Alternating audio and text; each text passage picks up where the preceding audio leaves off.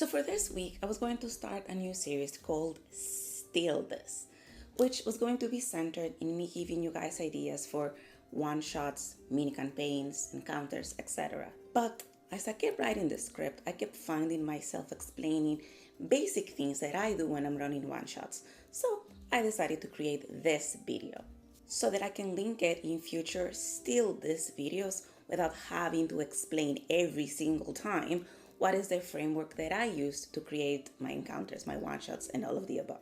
So let's hit it. Disclaimer. Opinions are like butts.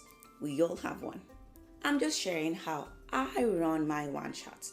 There might be parts of this framework that work for you, and there might be other parts that just don't. And that's perfectly normal.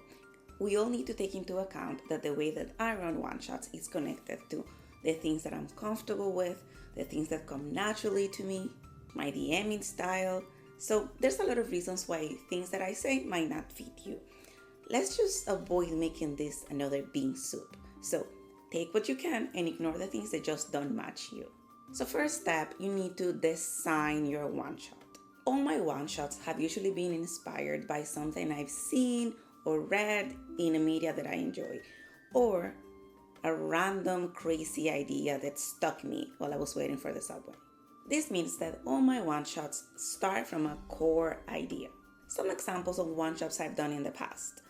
A fairy masquerade that turns into a whodunit.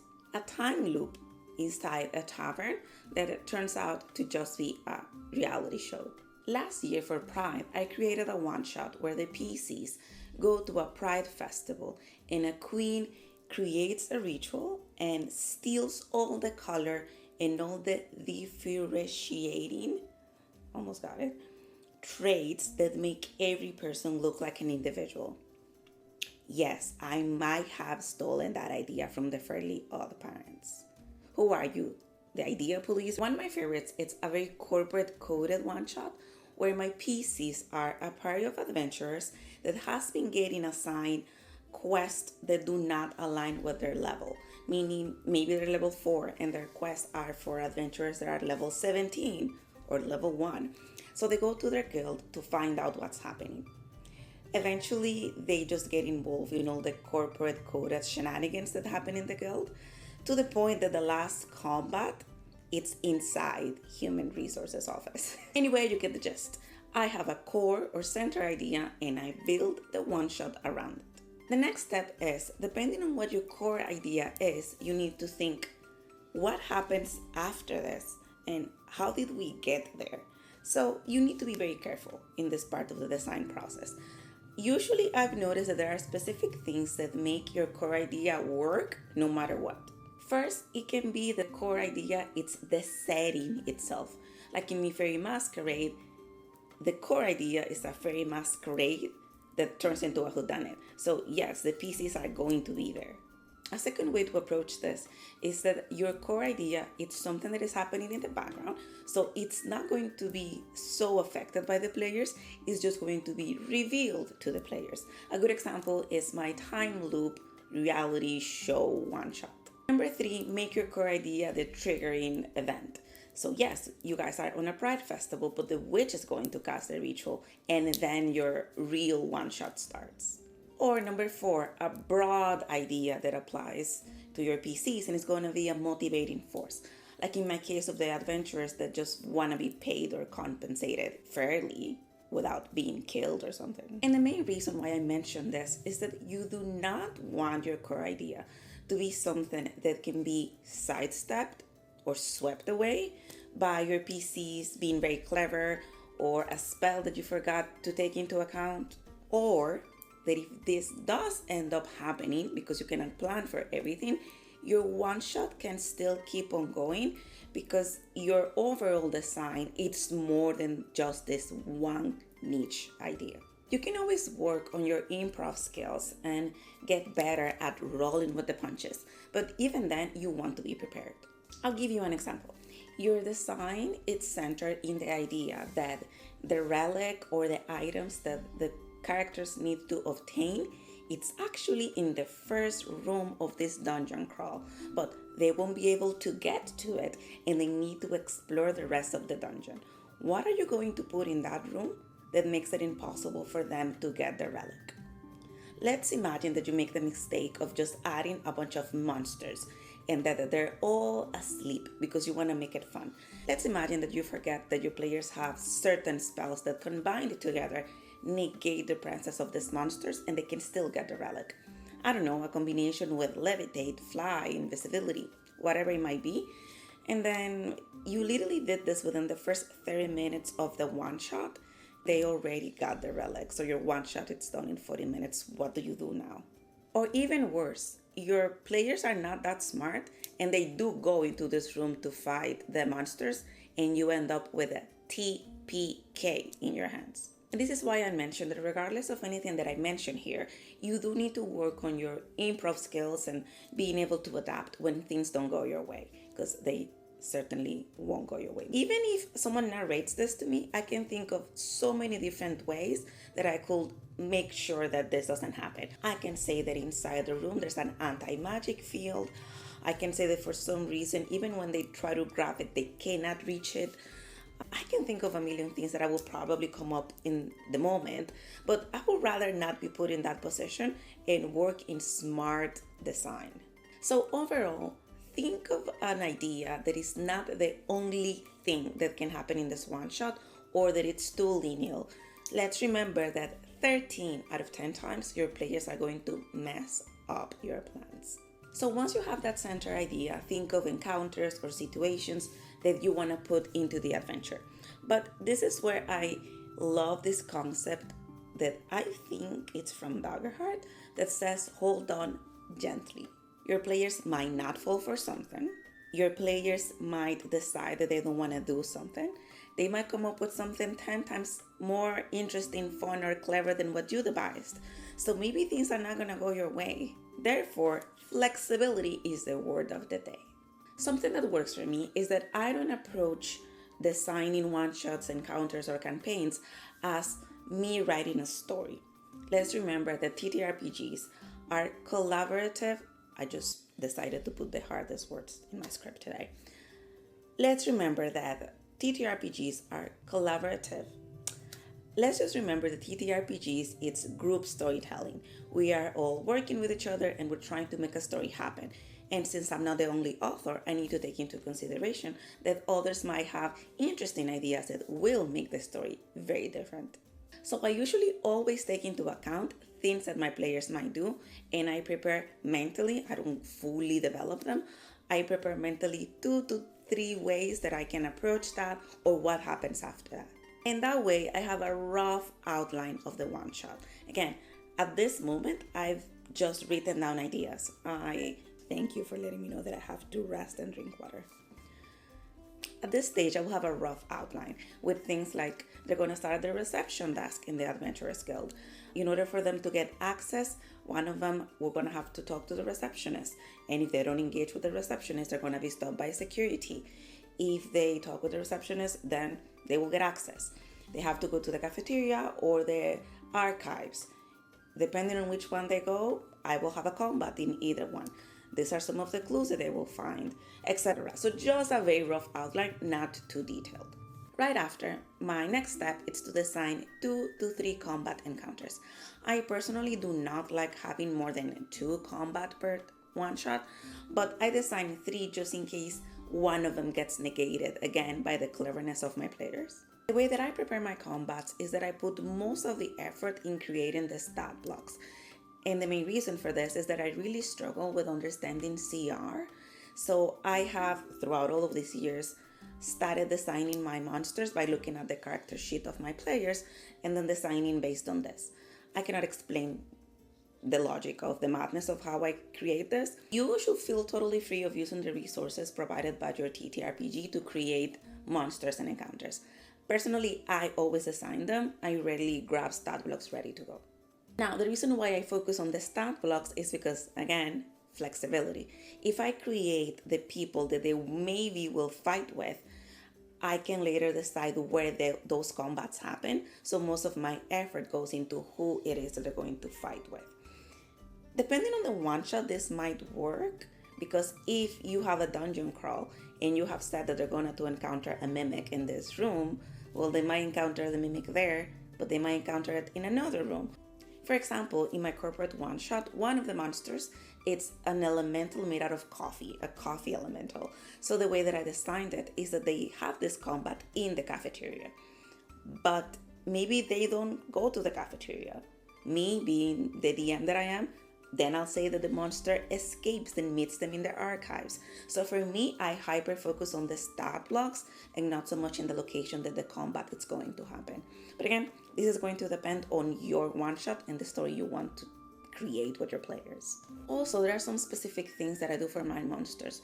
First, I need to have a clear motivation for them, and I usually think very deeply in what is their state of mind, what's their plans, and how I think they're going to behave. Not all monsters are going to fight till death. If you are just the henchman of a villain guy, I'd rather be jobless than dead. Or if I'm an animal protecting my little kids, I'm not gonna fight until you kill me. As long as I can get you away from my nest, then I'm gonna be fine. So I also think, at what point does this creature stop fighting, run, or what's going through their mind? This also means that their attacks need to make sense. In the case of D&D, usually after level 5 or 6, instead of giving them 7 different types of options for one type of attack, I usually never give them more than 4. And they always have to have both melee and ranged attacks. Yes, you're a wizard and probably all you're doing is ranged spell casting. Well, maybe if he has to come with melee, he's going to attack you with their staff or something like that. So I always think, what am I really going to use in this combat? Let me not overcomplicate it. And again, tying it back to D&D, they always have at least one reaction and at least one bonus action.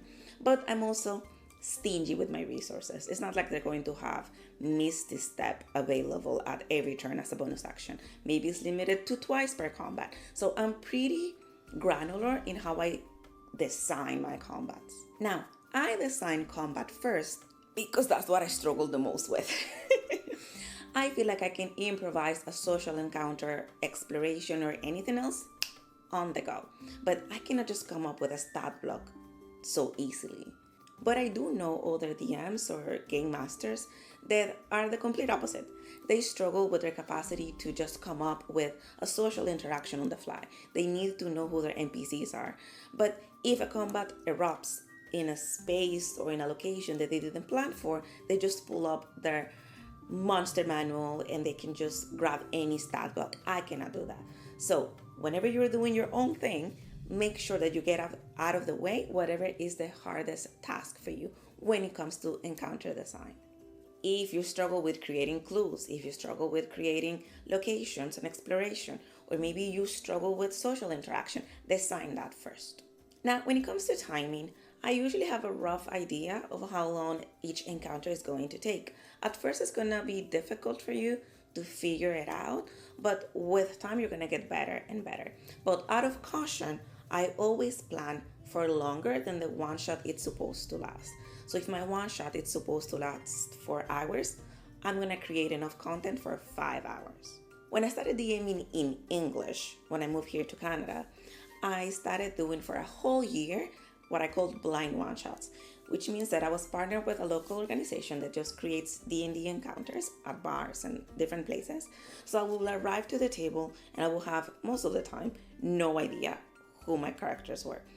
It's not the same now, but back then it was like that. So I needed to run it, and not just that, but they were paying for one session. It was just one shot. So I needed to finish on time because there will be no space or time for a second part of the one shot. So I planned for extra content, and if needed, I could snip things out. I could cut content out, but I'm not that good at adding content on the spot.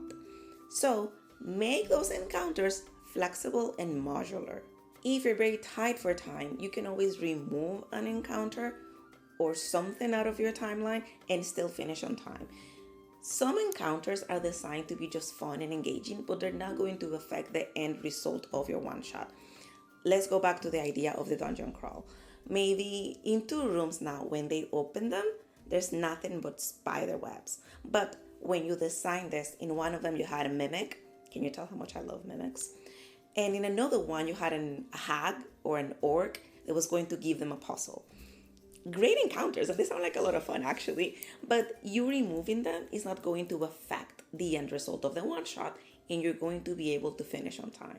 Every single step I've mentioned so far, there's one thing that never leaves my mind, and that's my players. Always try to design things that are going to be fun for your players. If one of my players, Beth, loves feeling like she's useful, I'm going to make sure to maybe include something that makes her feel good. Maybe she's the only one that speaks Elvish, or she's the only rogue, and I'm going to make sure then to have a clue that is written in Thieves' Cant or in Elvish, so she can feel like her character is providing some value to the party. Maybe most of your players are spellcasters and you have one barbarian or one fighter that has no magic, and you don't want them to feel like they cannot achieve anything for the party. Set up a puzzle or a roadblock that can only be overcome by sheer strength, and maybe they get to save the day for the party. But even beyond the characters themselves, maybe not Beth, Jimmy. Jimmy loves puzzles, loves them. So I will make sure to throw a puzzle there just to make the player happy, regardless of the character makeup or whatever it's that they brought to the table that day. So second stage, I know all of that was just designing the one shot. Now you have the full design, you have your outline, you have your timings, you're ready to go. So what do I do for prep?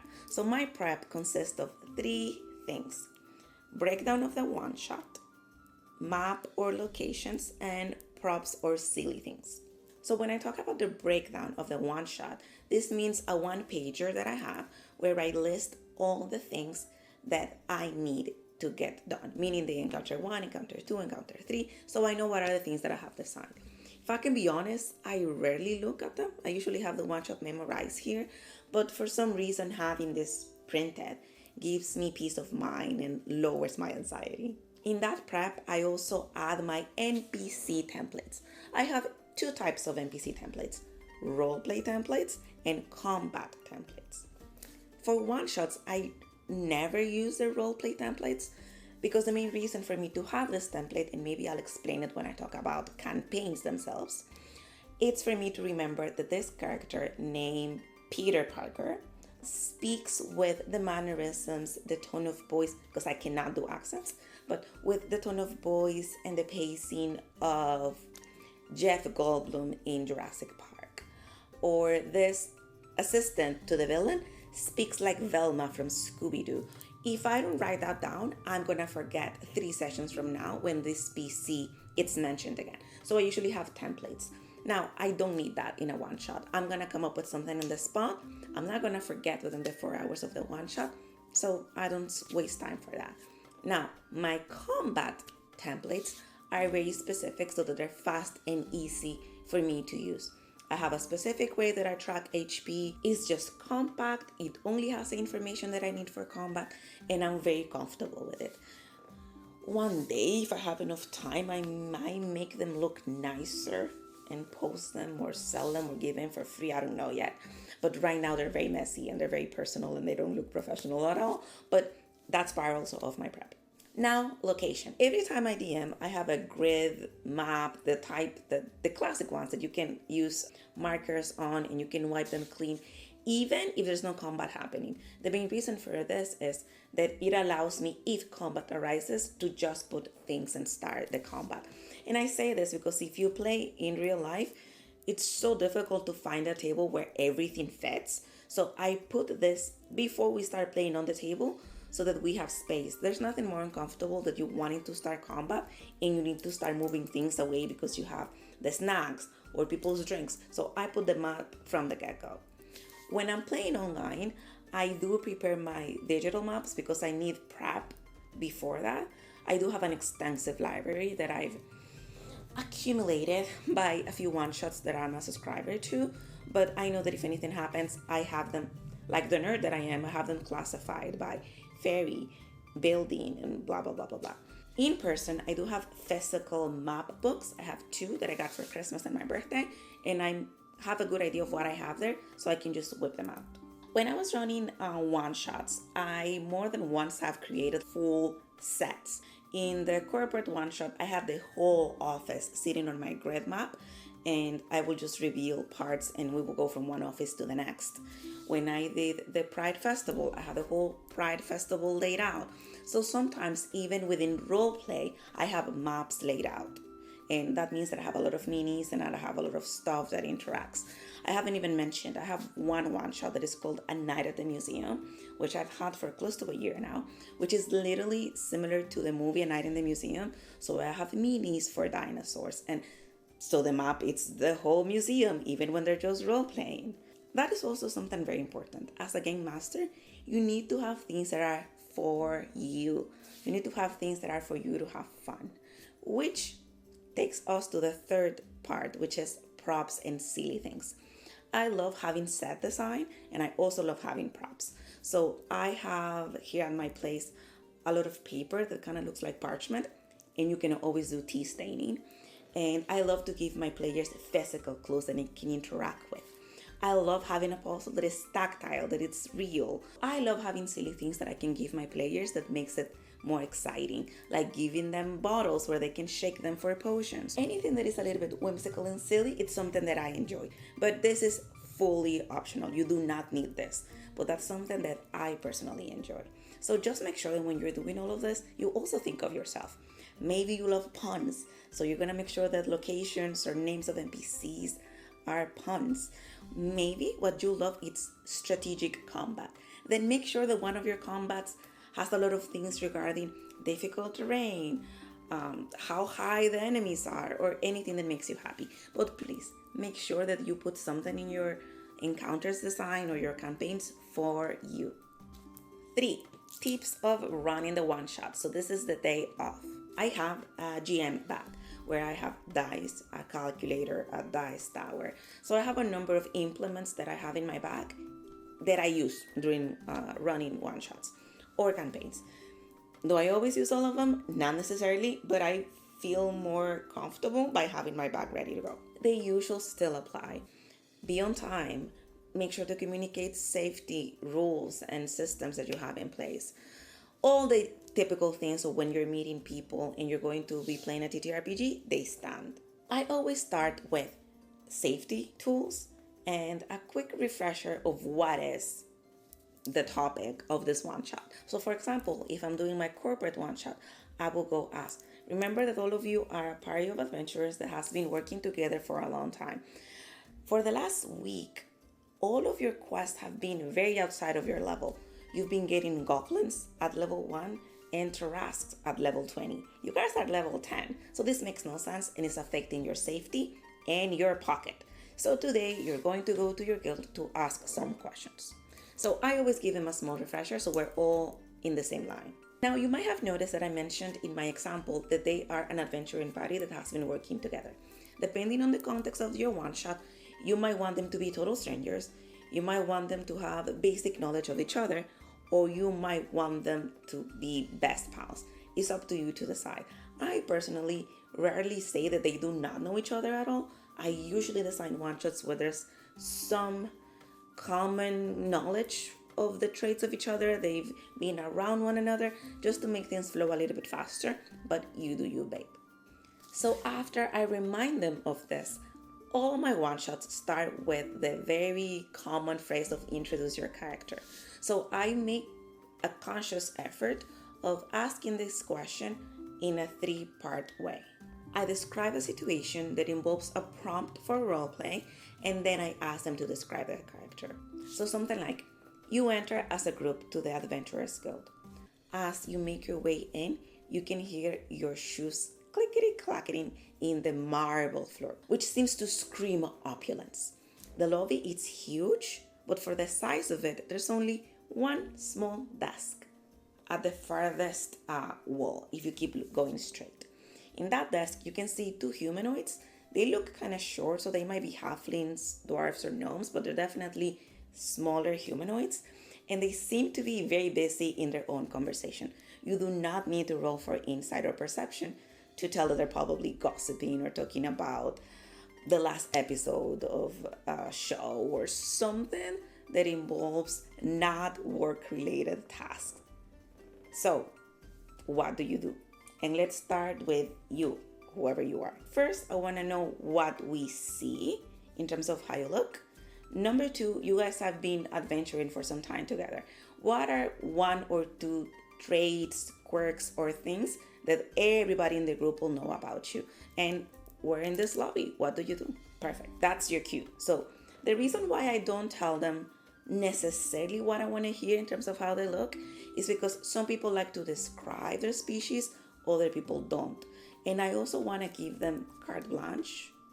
I don't know if that's the best use of that phrase. I also want to give them space to describe what they want to describe. Some people spend more time describing the clothes that they're wearing. Some people might spend more time describing their weapons that they're carrying. So I don't want to limit their creativity. Just tell us what is it that we can see. Two, because I always like for the characters to have known each other, I usually love for them to tell me something about them.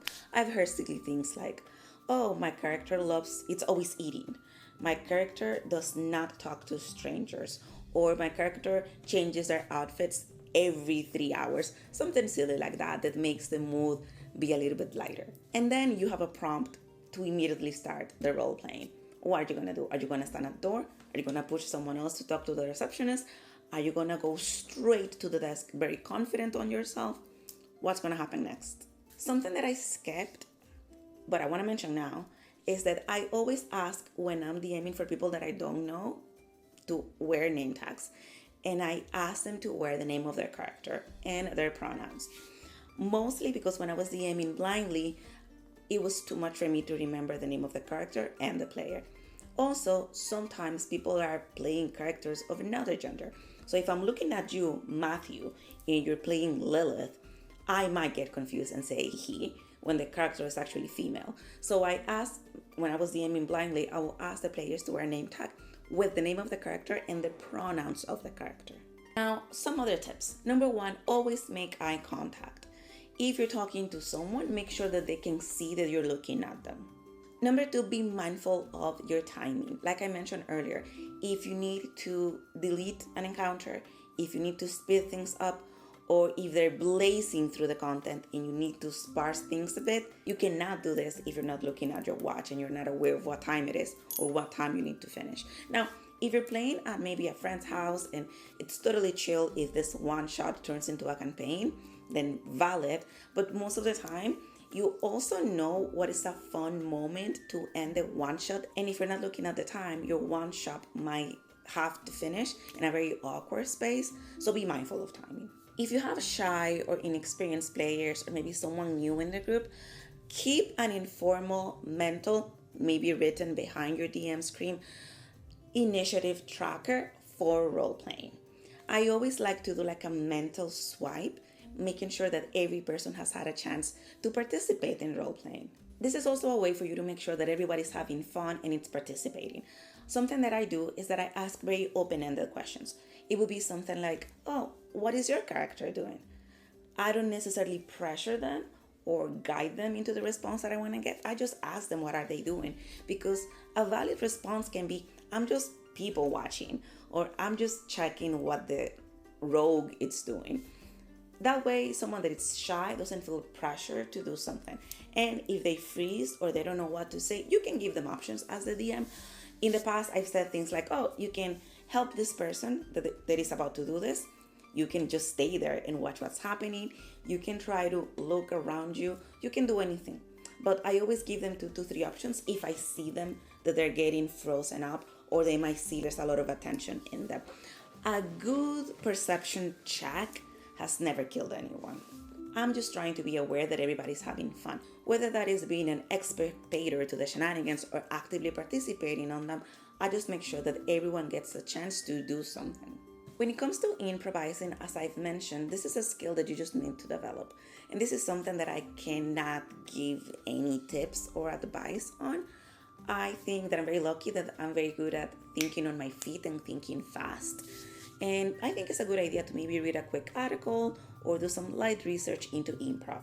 Yes, usually when people think of improv, they immediately think yes, but there's a lot of value in no, but. Just make sure that you are working on improvising in the moment, but that you don't follow every little thing that your players say if it doesn't contribute to the storytelling or if it's going to ruin the fun for everybody else. So yes, improv, it's important, but you need to be cautious with it. And as much as you're having fun, you need to be able to tell when an encounter is dragging.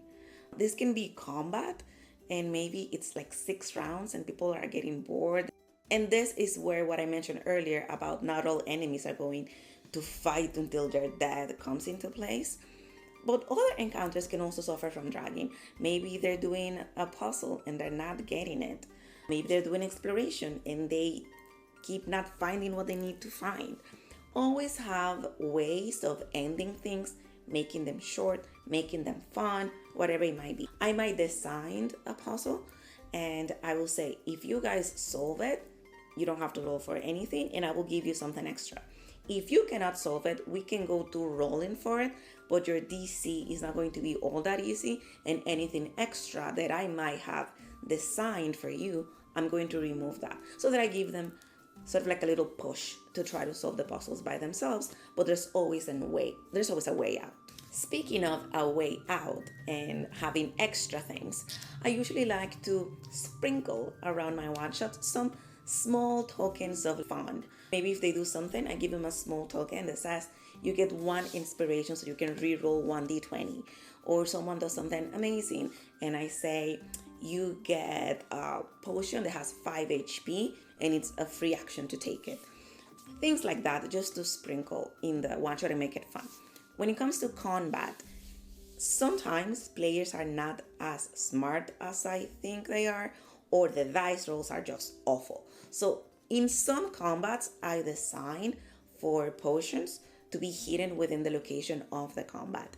And either the players see it if they have a very high passive perception, or maybe one of the enemies stumbles into, I don't know, a chest, a box, something, and then they find something and then they use it, whether they drink it or they use it in some capacity. And now that light bulb moment for the players of, oh, maybe there's some stuff hidden here, there's more potions somewhere. But this is a tool that I keep to myself and I only show it if necessary. If they are killing the enemies, they do not need more potions, that's fine. But if I feel like we might be closer to a TPK than I thought, I might reveal the potions that I have hidden. Also, as you're approaching the ending, make sure that you design at least 3 ways of ending the one shot, sometimes 5. And I say 3 as a minimum, meaning 1 can be a skill check, 1 can be a social encounter of some capacity, and 1 can be combat. In my case, I design 2 types of combat usually, 1 skill set, and 2 to 3 social encounters. Why do I say this?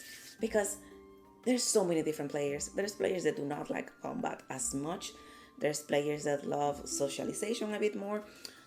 Or you might get lucky like me. And in my first one shot ever that I DM'd in English after I moved here, the party totally avoided the final combat that I designed by rolling a nat 20 on a performance check as they sang the theme song for My Little Pony. And no combat was had. Yes, I'm still traumatized by that. And finally, because this has been such a long video, I love to close my one-shots in a very poetic manner. You need impact. So maybe you write down a description of the ending. And it can be very funny because your one-shot was more like a comedy line, or it can be very spooky if it was like a horror-based one-shot. Sometimes I ask the players to tell me what happens to your character after this ended. But even after their description, I always like to be the person that is fully closing the narration and the story. A properly executed one-shot needs to feel like a great adventure. So make sure that you close up your one-shot with a satisfying and cinematic ending. And that's it. This is the second time that I shoot this video, because the first time I accidentally deleted all of the footage. But I think that I stumbled less this time. I was more clear in my words and I feel more comfortable. So I hope that you enjoyed this video, that you learned something, or there's some ideas that you can take on how to run your one-shots. And I'm so exhausted right now. I'm gonna go drink some chocolate milk. Bye. Maybe you love strategic combat, then makes sense for you. Then it will tactical. every time I DM, I have, oh my gosh, what's the name of this? Oh my gosh, I'm so old.